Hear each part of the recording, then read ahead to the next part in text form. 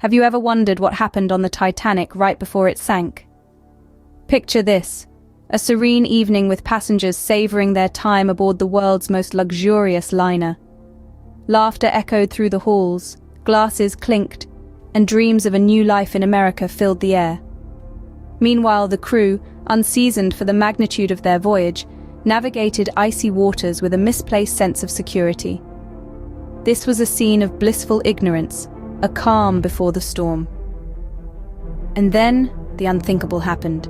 The Titanic hit an iceberg. Just before midnight on April 14, 1912, the Titanic collided with an iceberg. This encounter was unexpected. The iceberg was only spotted when it was too late to swerve away. The initial reaction on the ship was a mixture of disbelief and confusion. The crew tried to downplay the situation, while passengers were left guessing, their minds filled with uncertainty. Yet, despite the collision's violent shake, optimism prevailed.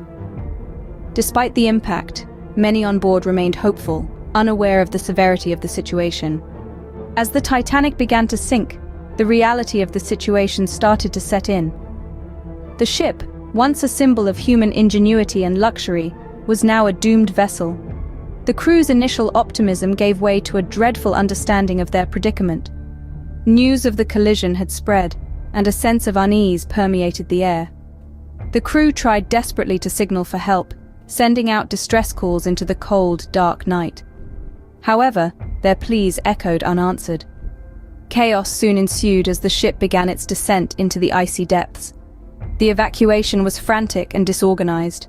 Passengers scrambled for lifeboats, but there was a grim realization.